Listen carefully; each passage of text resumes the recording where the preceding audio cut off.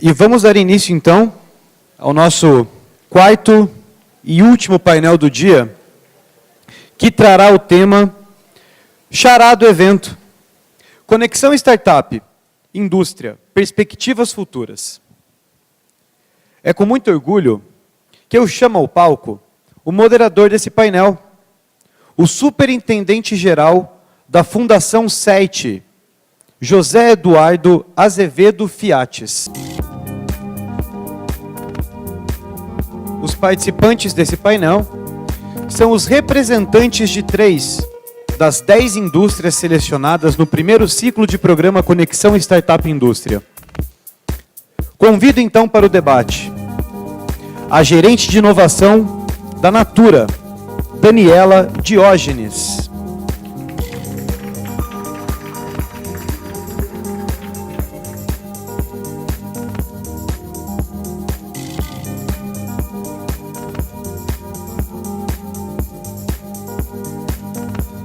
O responsável pela gestão da inovação da BRF, Ciro Hernandes Calisto.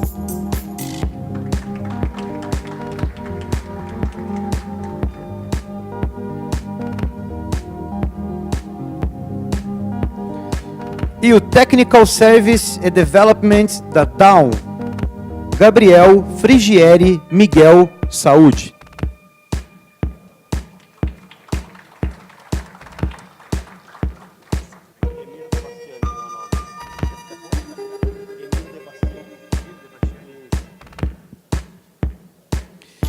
Só fazendo uma correção, o nome do nosso convidado é Emir Debastiani. Muito obrigado. Então, gostaria de convidar o nosso moderador para iniciar o nosso último debate do dia. Obrigado. Obrigado a todos pela continuidade aqui nessa sessão Happy Hour. Então, a minha pergunta para vocês, já de cara, para vocês se apresentarem, é responder um pouco o que precisa ser feito, o que vocês sabem que precisa ser feito para os próximos anos, para interagir melhor e conectar melhor startup e grande indústria. Vou começar, então. Bom, boa tarde. Obrigada à BDI pelo convite e por todos aqui presentes. Eu sou a Daniela Diógenes, sou gerente de inovação na Natura. Trabalho na diretoria de inovação de produtos, o canal de relacionamento da Natura com startups, é o programa Natura Startups. A gente tem um braço na inovação comercial, que lida com as nossas consultoras, com quem realmente vende nossos produtos, nosso canal de vendas. A gente tem uma parte do programa que tem relacionamento com tecnologia digital e com novos produtos e tecnologias. Eu sou sponsor desse programa na Natura e sou coordenadora do programa Conexão Startup Indústria para a BDI, na Natura. Obrigada. Eu acredito que hoje a gente tem um ambiente, a gente viu todas as respostas das perguntas que foram colocadas nos intervalos aí de cada palestra, de cada painel. A gente ainda tem um ecossistema empreendedor brasileiro que está em desenvolvimento, está ganhando maturidade. E para as indústrias, hoje, isso gera uma insegurança. Tem uma relação aí que começa a ter um pouco de incerteza. E essa incerteza, ela não colabora, ela não ajuda para que dentro da indústria a gente consiga recursos para trabalhar com estes atores. Querendo ou não, para as indústrias são novos atores. Nosso relacionamento com startup, para a Natura, a gente decidiu se relacionar com startup em 2014. Trabalhando, conhecendo, se conectando com as instituições de apoio, as aceleradoras, as incubadoras, entendendo qual era a melhor forma da gente começar a conversar com esse público, falar a mesma língua, que é um pouco difícil até hoje, mas a gente vai sempre aprendendo, testando. Acho que é importante, como o pessoal da Embraer trouxe, ir testando, experimentando. O pessoal da 3M trouxe uma questão de uma importância de processos internos, e é uma questão da gente se profissionalizar, a gente como empresa na relação com as startups, e as startups também, na relação com a empresa. Então, tem uma série de fatores que são importantes. E acho que o que precisa, né, para a gente começar a ampliar mais esse relacionamento, são programas como esse, que a BDI tem liderado. Né, para a gente, querendo ou não, ter uma agência que consegue fazer o processo que a BDI fez, né, nos ajudou, nos aproxima numa conexão com esses atores, né, a gente tendo os desafios bem claros, né, e bem definidos, e tendo uma agência que nos apoia na prospecção e na conexão com esses novos atores, e claro, também, né, os recursos que são os prêmios, que nos ajudam a se aproximar desse público. E acabam, num caso de sucesso, né, na interação, ajuda para dentro da empresa a gente contar essa história e conseguir que a empresa se arrisque mais, tome uma decisão de abrir mais a porta, né, a nossa porta para novos projetos, novas interações e novos modelos de interação com esse público. Então, entendo que esses programas favorecem muito. O que nós temos que fazer? Boa tarde a todos. Eu sou o Ciro, trabalho na diretoria de CX Engenharia da BRF. É uma área essencialmente industrial, né, área de operações, onde a gente acabou enxergando uma necessidade muito grande de inovar nos nossos processos industriais em função das altas eficiências que a gente já tem nos nossos processos. Que dentro do ramo a gente considera que é de classe mundial. Então, a gente acabou buscando novas formas de resolver determinados problemas que a gente a gente ainda estava patinando e buscando respostas para aquilo, né? Então, é o que a Renata da 3M disse, eu me vi na 3M, Renata, então, realmente, muito bom. Eu acredito que hoje, quando a gente fala em startups para as pessoas nas empresas, elas pensam já em Uber, Airbnb, empresas muito B2C, né? Startups muito voltadas ao B2C. Algumas voltadas ao B2B também, mas o que vem na cabeça das pessoas são essas grandes. Então, a transformação do mindset, a necessidade de mostrar o que significa uma startup para essas pessoas dentro da organização, ela é muito importante. Então, a gente, o papel nosso aqui dos gestores de inovação é justamente fazer as pessoas enxergarem e conseguir dar capilaridade para o assunto, e assim as pessoas nas pontas, nas fábricas, nas áreas, nas outras áreas corporativas, elas começarão a desenvolver esse movimento naturalmente, né? Então, o futuro mesmo, acredito que é o que foi falado em relação ao programa da BDI, onde você vai... A possibilidade de se acelerar ou se desenvolver uma startup num determinado problema, ela é altíssima, porque está envolvendo recursos que ainda é uma barreira dentro das indústrias. Elas ainda acham que a necessidade de aportar dinheiro, o aporte de dinheiro ele é necessário para você investir em uma startup, e não necessariamente é isso, né? Então, pegando uma startup mesmo, com potencial, com uma prévia avaliação feita pela equipe da BDI e acelerando, desenvolvendo elas e mostrando que é possível. Eu acho que nada como a prática para você conseguir transformar o mindset, não só das pessoas que estão dentro da empresa, mas sim de outras empresas que vão te olhar como uma frente que está conseguindo evoluir e pode trazer grandes resultados. Legal. Obrigado. Emir. Boa tarde, obrigado. Meu nome é Emir De Bastiani, sou da área de Serviços Técnicos e Desenvolvimento da Alquímica. Eu não sei se eu vou ter uma resposta muito geral para a tua pergunta, mas eu acho que eu sei pelo menos o que a gente tem que fazer dentro da DAO. E aí pode ser que se encaixe para várias empresas similares, do mesmo porte.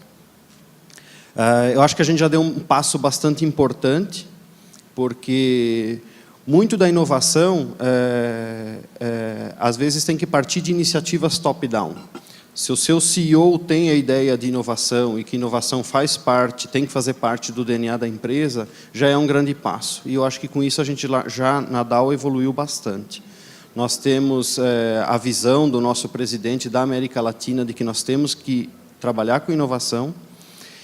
Para isso, nós somos uma empresa química extremamente tradicional, então, até hoje, a maioria das nossas inovações partiu de dentro da empresa, dos laboratórios da empresa, mas a gente já está visualizando, de alguns anos para cá, que, obviamente, a gente não tem todo o conhecimento dentro de casa. Então, na América Latina, nós selecionamos 4 cadeias de valor, onde a gente atua com nossos produtos, como fornecedor de materiais. Essas cadeias são a cadeia de valor de alimentos, infraestrutura, energia e consumo. São as 4 cadeias que a gente selecionou. E para essas cadeias, a gente montou times multifuncionais, times multinegócios, em que a gente vai explorar possibilidades de atuação da Dow em espaços nessas cadeias onde hoje a gente não está. E a atuação com startups é um dos principais pontos nessa evolução. Porque a gente sabe que hoje a gente é um desenvolvedor de materiais, de produtos químicos, que desenvolvemos tudo dentro de casa. Agora, se a gente quiser olhar outros espaços na cadeia, que não seja necessariamente fornecer materiais, seja atuar de uma outra forma, atuar com startups uma das formas que a gente viu que vai nos acelerar a fazer isso.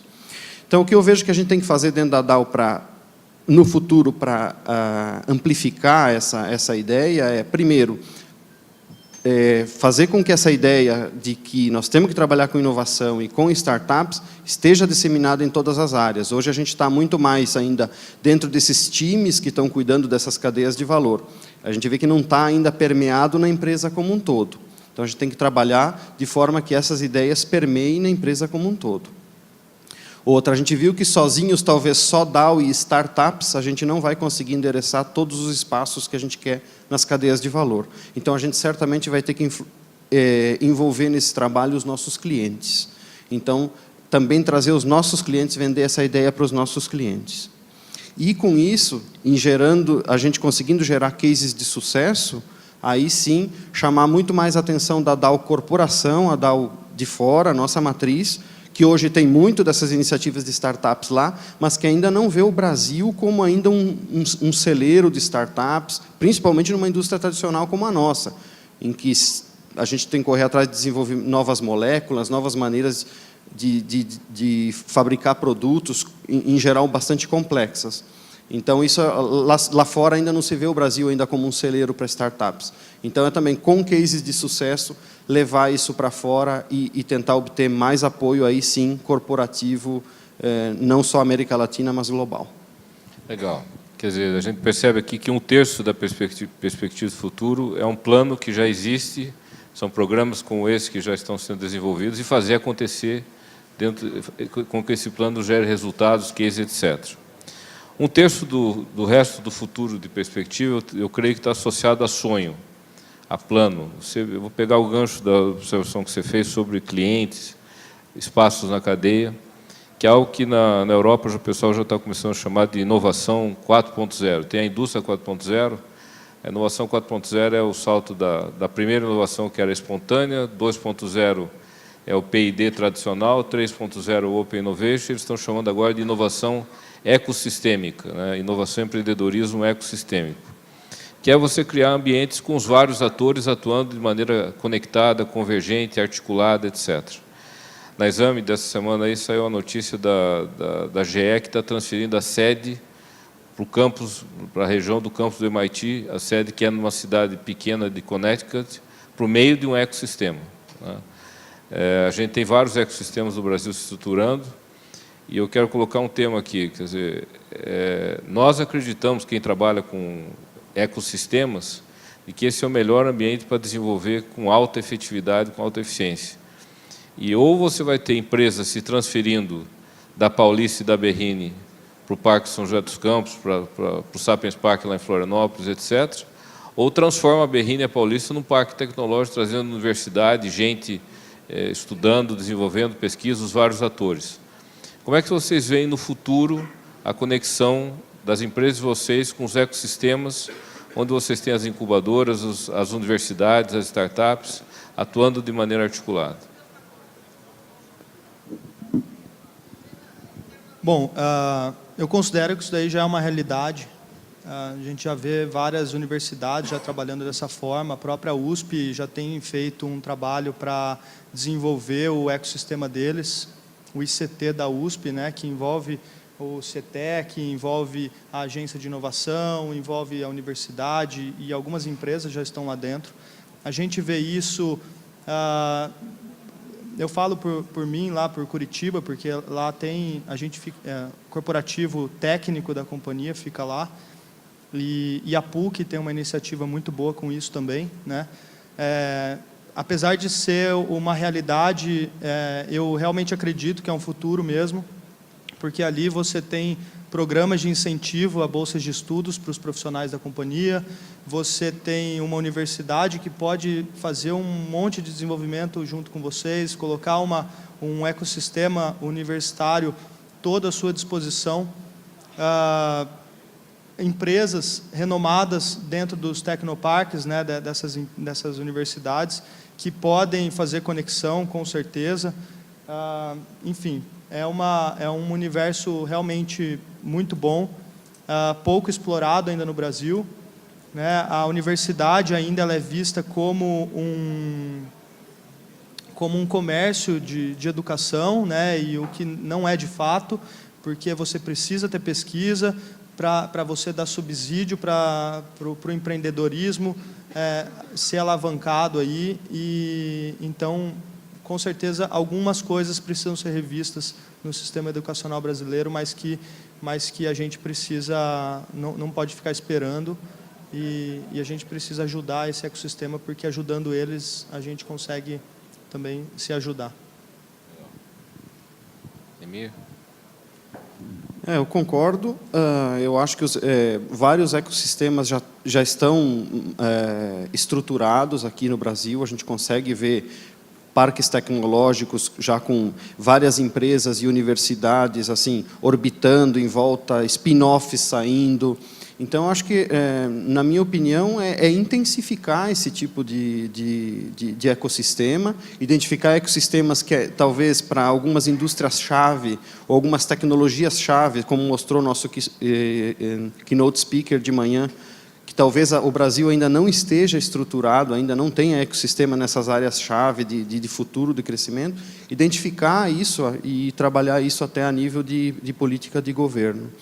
Mas eu vejo que o Brasil está caminhando bem nesse sentido. De novo, já identificamos que existem vários ecossistemas formados. A gente, falando de DAO, a gente tem contato com vários institutos de pesquisa, temos trabalhos em andamento local com instituto de pesquisa, com universidades, agora começando esse trabalho com empresas e startups. Então, acho que a gente está no caminho certo. Temos aqui potencializar isso aí e identificar possíveis áreas que ainda esses ecossistemas não estejam formados. Obrigado. Daniela, a Natura já tem iniciativas nessa área também, né? Já tem. O que eu queria, só acho que mais complementar dos colegas, assim, é que eu acho que assim, a gente precisa entrar com mais força, né, na questão dos parques tecnológicos. Acho que tem uma grande oportunidade de ampliar a interação, né? As empresas, acho que ainda, a gente viu, né, tem 20% só ali da curva que realmente interagem com startups, né? Então, a gente precisa ampliar e incentivar com que esses ecossistemas, a gente consiga se fortalecer aqui no país e encorajar, porque as empresas encorajem a ter a investir mais, a interagir mais e estar mais próximo, estar dentro, estar trabalhando num complexo e num ecossistema de uma forma mais efetiva, né? Acho que a gente ainda tem bastante que caminhar. A ampliação da interação ela pode ser muito mais fortalecida, né, numa visão de dentro da empresa e das universidades, de como as startups são criadas hoje no Brasil, de como a gente tem o apoio das instituições de apoio trazendo outras oportunidades, modelos de fora, e incentivando esse ecossistema brasileiro. Ainda tem bastante chão, eu acho. Legal. Pegando um terço do futuro que falta, é aquele que a gente não tem ideia de como é que vai ser, né? E fazendo um gancho né, ainda com o ecossistema, a gente tem falado bastante desse tema. Ultimamente nós temos conversado com os biólogos para pegar na origem, né, quais os elementos que compõem, de fato, a estrutura de um ecossistema. E o primeiro ponto, vocês chamaram muita atenção, o ecossistema existe para desenvolver de maneira competitiva vida. Tá? Não faz sentido criar uma incubadora, um parque, um ecossistema, se ele não estiver voltado efetivamente para a startup ou para a grande indústria ou para a média empresa, para ela desenvolver vida. Depois tem uma camada que é a vida só existe se você tiver recursos, né? Recursos financeiros, recursos humanos, acesso a mercado, que apareceu até aqui nas pesquisas, né? Acesso a gente talentosa. Então, o ambiente, um ecossistema competitivo, ele provê recursos competentes para que a vida aconteça. E esses recursos normalmente estão organizados numa terceira camada, que são os ambientes, os habitats físicos, formais e informais, coworkings e assim por diante, coisas que nós estamos falando aí, e que cada vez mais vão ser estruturados. Mesmo em ambientes virtuais, as pessoas têm que se encontrar em algum momento. Então, o habitat, como na natureza, o lago, a beira do rio, o capão de mato, o oásis, é uma delimitação geográfica onde existe recurso adequado para prover aquilo que a vida precisa. E, por último, você tem fatores externos, e são os chamados fatores abióticos, que é o que caracteriza um ecossistema. O ecossistema tem que ter os seus fatores abióticos afetados, temperatura, pressão, umidade, etc. E aí são fatores externos que, no nosso mundo aqui, são políticas públicas. Então, eu queria tocar nesse ponto da política pública, porque o programa aqui é um programa exatamente de política pública, fundamental, fantástico, mas nós temos que evoluir bastante nisso ainda, né? Efetivamente, a articulação das políticas públicas talvez seja algo difícil de se imaginar hoje ainda, e nós temos que superar, né? Vamos prestar atenção nesse eixo aqui que une essas lâmpadas e esses projetores. Eles estão extremamente coordenados, né? Quer dizer, os projetores projetam onde tem que se projetar, a lâmpada ilumina o que tem que iluminar, a informação chega por um cabo só, e por isso há uma coordenação. No mundo real, não é só no mundo, não é só no Brasil, é no mundo também, mas no mundo real, não é bem assim que funciona para as empresas, tanto startups quanto grandes. Os canais de acesso são diversos, as formas de acesso são diversas, os procedimentos são diversos, a vida não é fácil, né? Nem para grande nem para pequena. Tem que haver uma articulação cada vez maior, quer dizer, uma iniciativa como essa é uma espécie de eixo que visa integrar várias iniciativas que a gente sabe que existe hoje para as startups, existem para as grandes também, mas não é fácil a vida, principalmente das startups, é meio um inferno trabalhar com os vários programas que tem das FAPs, das entidades de apoio, dos fundos de venture capital e tal, e não tem um caminho único que, de alguma forma, qualificasse, ou pelo menos estabelecesse alguns parâmetros iniciais. Para a grande também é assim, quer dizer, tem que lidar com práticas diferentes, etc. Então, eu queria, nesse terço final do futuro, que a gente não sabe exatamente como vai ser, eu queria provocar um pouco a discussão do que vocês acham da importância de nós termos cada vez mais articulado esse tipo de política pública para apoiar as várias iniciativas de interação startup, grande indústria.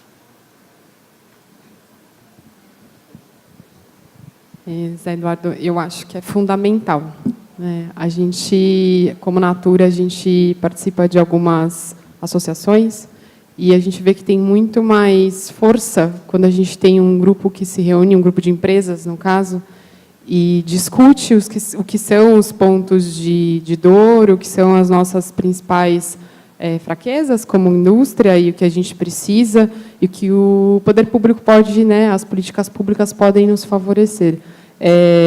Precisa ter força, precisa ter muita voz e presença, estar aberto a mostrar o que são essas dores, compartilhar o que a gente acertou, o que a gente errou, trocar com outras empresas, e aí acho que vale o mesmo para as startups, né? Assim, alguma associação que consiga olhar para isso de uma forma mais integrada e fazer a conexão com o governo para conseguir exigir e demandar o que a gente precisa de melhoria e de novos caminhos para construir o futuro. A gente está muito conectado na ANPEI e lá outras grandes empresas que também estão aqui, né, e participam. No limite, a gente está muito focado em discutir essas dores e discutir as necessidades e o que a gente precisa para influenciar e para enriquecer esse ecossistema e para conseguir essa conversa mais próxima e alguma mudança em política no Brasil. Tá bom? Eu queria complementar que as políticas que no futuro venham a nos trazer recursos de inovação, por exemplo, que pensem bastante também no tema da burocracia. Eu estou vendo como bastante positivo o que está acontecendo no Brasil. Por exemplo, hoje, para a inovação, a gente já tem o modelo Embrap, que é bastante, já mais, vamos dizer assim, mais tranquilo, mais simplificado de se trabalhar. Essa iniciativa aqui da BDI de conexão com as startups, que, na nossa opinião, Nadal, foi um negócio extremamente simples de fazer. A gente rapidamente conseguiu se encaixar no modelo e prover o que era necessário para participar. Teve uma fase de documentação bastante forte, nos pediram bastante coisa, mas não, de agora em diante a gente está vendo que a gente está conseguindo trabalhar de uma maneira bastante livre com a startup, sem muita burocracia, muita cobrança. Então, que essas políticas que vêm pela frente aí, de novos incentivos, de novos recursos para se trabalhar com inovação e startup, continuem nessa toada de fazer coisas simplificadas. As grandes empresas já têm bastante burocracia interna. Então, a gente busca, às vezes, as startups por conta de correr atrás de agilidade, de você conseguir correr atrás ou de uma resolução de um problema, ou, como é o nosso caso, queremos endereçar novos mercados, novos modelos de negócios. Então, que seja de uma maneira simples, pelo menos, se a gente estiver trabalhando dentro de algum programa de incentivo do governo, como esse aqui, como a Embrapi, que continue nessa toada de que seja simples e não burocrático.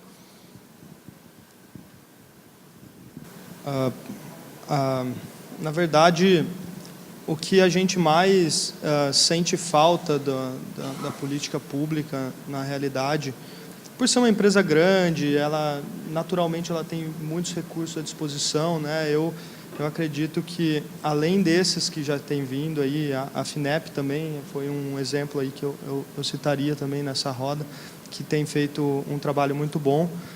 Mas o que eu mais sinto falta mesmo é do incentivo ao empreendedorismo. As pessoas, elas não têm aquele espírito empreendedor, né? A oportunidade passa na frente delas e elas não conseguem enxergar isso.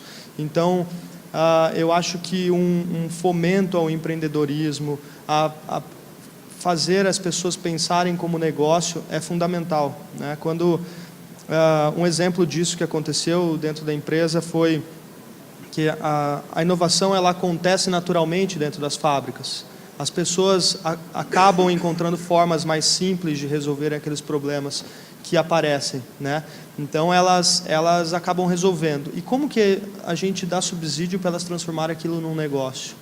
A gente ainda não sabe como resolver isso, mas é uma coisa que está todo mundo começando a olhar para isso e começando a enxergar que podem brotar spin-offs de dentro de uma empresa simplesmente pelo fato da gente fomentar o empreendedorismo, né? Buscar alguma universidade, buscar alguma instituição que, através de um conhecimento em administração ou uma conexão com outras startups, consigam formar um grupo para fomentar isso ou até acelerar alguma nova ideia. Então, eu acredito que o empreendedorismo é a chave de tudo. Tanto é que nos Estados Unidos, lá todo mundo praticamente já nasce tendo uma visão empreendedora, né? Uma questão cultural também. E, além disso, também a necessidade, que é saber identificar a necessidade, o problema certo para você propor esse problema ou fomentar o desenvolvimento desse problema. E nisso foi o que a BDI fez. Então, eu acredito que o fomento à política pública, ela é importante, ela está acontecendo, mas ainda falta um tempero a mais ali, que é o fomento ao empreendedorismo. Legal. Nós temos 6 minutos, eu acho. Então, enquanto faço as minhas observações finais, eu já vou fazer a pergunta para vocês irem pensando. já que nós estamos falando de futuro. Queria que cada um dissesse aqui qual seria a manchete que gostaria de ver daqui a 10 anos da sua empresa nessa discussão de empreendedorismo, startup e tal, e qual a mídia que gostaria de ver essa manchete. Tá? Exemplo, assim, a 3M tem aquele indicador famoso, né, de X% dos novos produtos representam tantos por cento do faturamento, os novos produtos representam tantos por cento do faturamento. Então, saiu no Wall Street Journal que 30% dos produtos do faturamento da 3M é de produtos desenvolvidos com startups, exemplo. Então, vocês vão pensando quanto isso. Eu vou dizer a minha manchete. Tá? Eu acho que essa questão que eles colocaram é fundamental, quer dizer, a linguagem, nós temos que superar cada vez mais a questão de medo e de inveja. Às vezes a gente tem esses dois sentimentos como permeando no nosso dia a dia, né? E nós, até dessa área de instituições de apoio, somos muito complicados, né?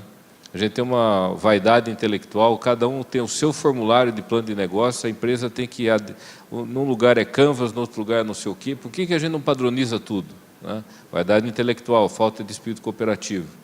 Isso acontece também nos órgãos de governo, assim por diante. Então, o meu sonho de consumo, eu vou começar com um pedacinho da reportagem, que a gente tivesse uma situação onde uma startup pudesse preencher um cadastro único para submeter propostas a Sebrae-Tech, a projetos da BDI, a projetos do MCT, que esse cadastro pudesse ser avaliado pelo BNDES, pela FAP, pela FINEP, pelo BADESC, pelo BRDE, pelo BNB, e assim por diante, né, mais ou menos padronizado, no positivo e no negativo, né, que os programas de financiamento, apoio de conhecimento, marketing, informação dos diversos atores de governo fossem articulados. E eu tenho convicção que vão ser cada vez mais pelo que foi dito aqui, as empresas vão forçar isso a acontecer. Até algum tempo atrás a gente tinha um esquema meio technology push, agora é o mercado que está puxando, porque eles querem, as startups querem, então naturalmente vai acontecer. Então, a minha manchete dos sonhos é daqui a 10 anos a gente ser capa do Economist dizendo o seguinte: o OECD classifica ecossistemas do Brasil como o mais simples e eficazes do mundo. Tá? Agora eu quero ver de vocês.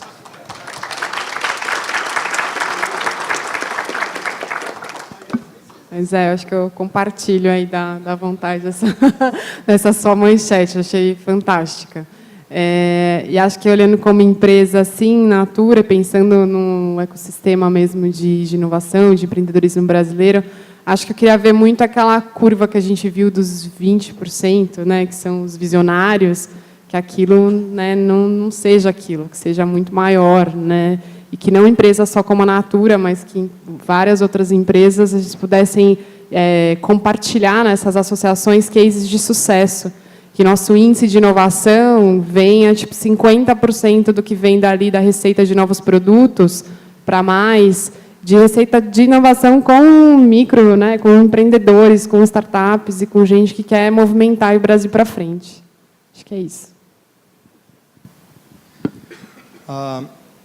É uma pergunta um pouco difícil, aí eu acho que caberia mais aos nossos, ao CEO, um vice-presidente, mas enfim, eu vou tentar arriscar alguma coisa aqui.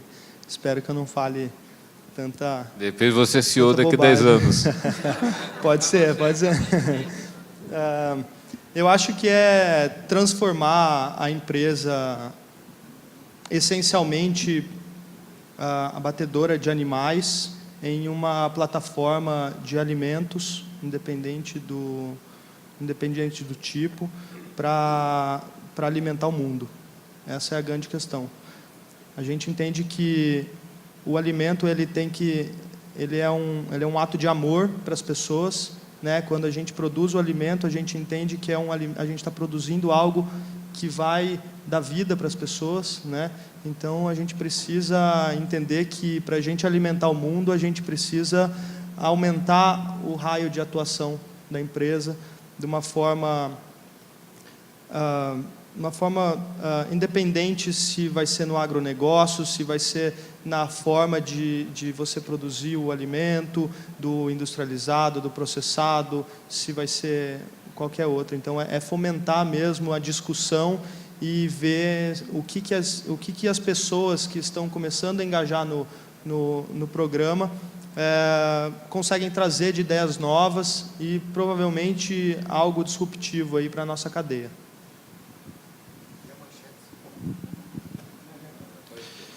Eu também acho um pouco difícil, mas como eu sei que a gente vai ter bastante desafios internos com esse tema de startups, de convencimento e tudo mais, eu imagino que a manchete do sonho seria que tudo isso deu certo, né?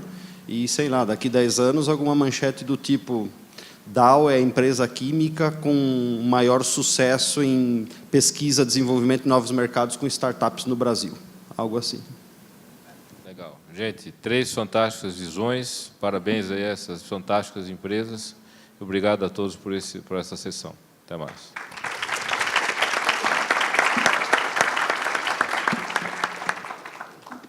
Agradeço em nome da ABDI e passo a palavra para a Elisa para fazer as considerações finais. Muito obrigado. Eu vou ser super breve, porque eu acho que vocês já estão cansados. O dia inteiro foi longo. A gente está muito contente com os resultados. A gente vai passar para vocês os resultados das questões que a gente fez. Muito obrigada por estarem aqui. Muito obrigada por acreditarem que existe um caminho que a gente possa seguir, que a gente, cada um de nós aqui, clichê pra cacete, mas cada um de nós somos responsáveis por esse caminho. Então, muito obrigada. Às 5h30, daqui 18 minutos, a gente vai servir uma comidinha. No palco ao lado, a gente vai fazer um mini matchmaking. Então, a gente já agendou com algumas indústrias para conversar com algumas startups. Então, aquelas indústrias que não passaram no programa, mas que foram cadastradas, estão conversando com startups que não passaram no programa, mas que foram cadastradas. Então, é uma ação já que a gente tenta gerar valor. Por favor, aguardem a comidinha e fiquem à vontade. Muito obrigada.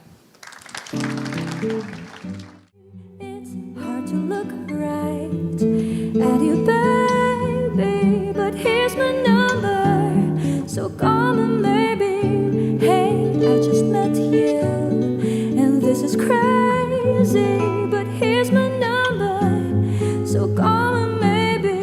And all the other boys try to chase me, but here's my number, so call me maybe. Before you came into my life, I missed you so bad, I miss you so bad, I miss you so, so bad. Before you came into my life, I miss you so bad, and you should know that I miss you so, so bad.